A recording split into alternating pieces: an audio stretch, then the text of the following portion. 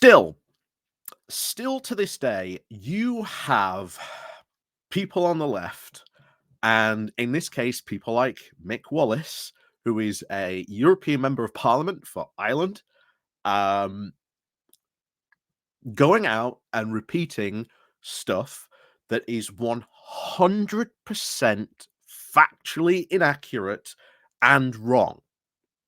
Still to this day. And especially when it comes to the supposed peace deal that Russia offered to Ukraine back in the beginning of this conflict. Now, we'll get into what obviously he has to say and why ultimately it becomes a sort of lie by omission, and of course the realities of it surrounding that. But why are we talking about Mick Wallace to begin with? Let's be straight up and be honest about this. Mick Wallace is an absolute 100% pure crazy lunatic. I would describe him as the Wurzel Gummidge of international politics. And for those of you who don't know who Wurzel Gummidge is, it was a TV show in the sort of early 90s where this magic scarecrow came to life and got involved in sort of wacky antics, and then he learned the lesson of the day. Put it this way, you wouldn't go to Wurzel Gummidge and start asking him about international politics because, hey, he's just a magic scarecrow that really doesn't understand the basic concepts of this. And someone like Mick Wallace, I would label in that same category. Mick Wallace talks a lot about peace, but he doesn't know the first thing I would say about how you would achieve peace, how you would work towards these things.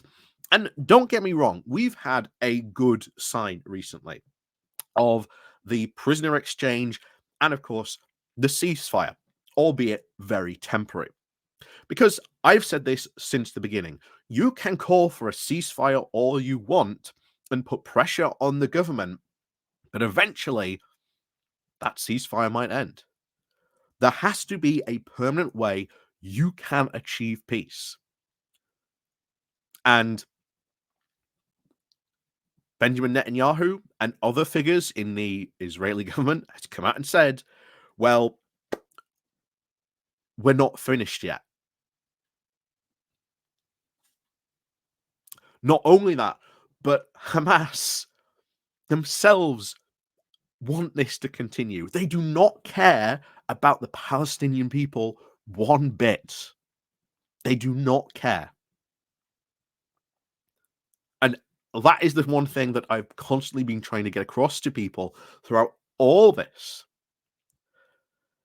You know, trying to achieve peace in the Middle East is going to be incredibly hard, and it's going to take a lot of work, and it's going to take a lot of sit down, having negotiations, having to engage in compromise, having to have those talks. But people like Mick Wallace, oh, don't worry, guys. We just give peace a chance and it will all be fine. No, this guy, I will tell you now, is an absolute lunatic because I do not think anyone's ever really confronted him with the actual realities on this. And especially, as you can see, recently in a speech he stood up in the EU Parliament and gave, of course, about Ukraine. And this is what we're talking about him. Because one of the organizations that very, very often likes to front Mick Wallace is, of course, the Just Stop War Coalition. It is sort of what used to be the UK's sort of main big anti-war protest movement, especially against the war in Iraq and Afghanistan. But long, long have they passed that heyday. Now they are just full of, well, lunatics and conspiracy theories. And they were at a fringe event for Labour conference. And I will tell you this now. I wish they would release the full video of what was said in that conference. You can only find snippets, but I wish they would be brave enough to release the full video, because I had a little spy in the room, shall we say. And And the stuff that went on in that room and was said by people like Mick Wallace and others on that panel was pure lunacy, conspiracy theories, and having no idea about the first idea that you can talk about peace all you want, but how do you achieve peace? And this is what we're going to cover today, because Mick Wallace says in this video on his quote Twitter or X as it's now called profile, he says, "Oh, we would have never have had this war to begin with because Ukraine should have just accepted the peace deal by Russia because it would have given the Donbass region autonomy, would have guaranteed language rights." And that was it. And we would have had peace. That would have been it. If they'd just accepted that peace deal, that would have been fine. Except I would say to Mick Wallace, maybe you should read again what Russia was putting forward to Ukraine in that regard. Because they weren't just putting forward those two things. They were basically saying, not only are we going to occupy all your coastline and annex that, but we are also going to annex Kharkiv as well, which the Ukrainians pushed back during this war and managed to retake that territory and push them out of Ukraine, of that northern part of Ukraine. Not only that, they also asked for an end to the Zelensky regime, reinstalling the previous outed Yanukovych, who ran away to Russia because he was flown into Belarus, ready to retake power. They were also going to be forced to sign the Eurasian Economic Pact, which would have stopped Ukraine from joining the EU, even though that's the direction they want to go in. They would have been forced to become economically dependent on Russia. They would have also had to accept Russian army bases. So if anything like, Euromaidan happened to, happen again, in would come the Russian troops to put down these protests. And I have to ask Mick Wallace, does that look like peace to you? Does that look like genuine peace to you?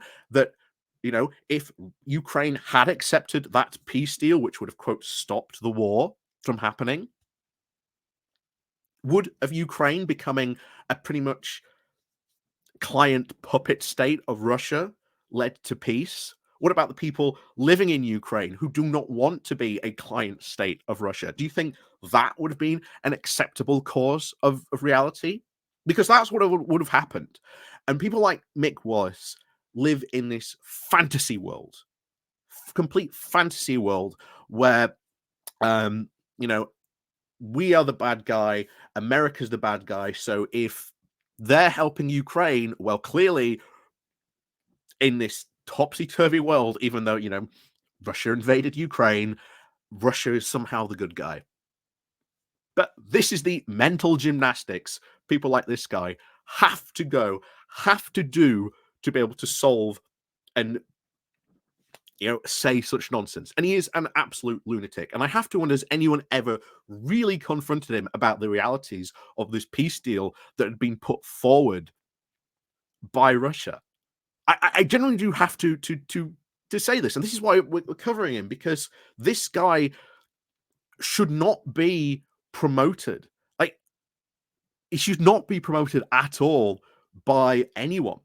And this is why I always say it, that Just Stop the War coalition has pretty much been infiltrated and now run by conspiracy theorists and cranks who know nothing about actually trying to bring peace. They just talk about peace and think, job done, guys. It takes more than that. It takes serious hard work. But no, you put idiots like this guy who has no idea what the first thing he's talking about when it comes to that peace deal that was put forward by Russia, which would have basically made them a vassal state of Russia. Does he think that's acceptable? I don't know. I don't think he's ever been seriously confronted by the realities of what was in that peace deal and what would have that meant to the people of Ukraine. If he'd been a Ukrainian and that peace deal had been put forward to him, should he have accepted it? Or would he be one of the many thousands of Ukrainians now risking their lives on the front line to ensure that they have a free country, free from, imperial domination by Russia? Just a question I think he should have to answer. But as always, please do like and, of course, share this video. And, of course, if you want to share this video to Mick Wallace, be my guest. But, of course, as always, thank you very much for watching. And, of course, as always, we'll see you all next time.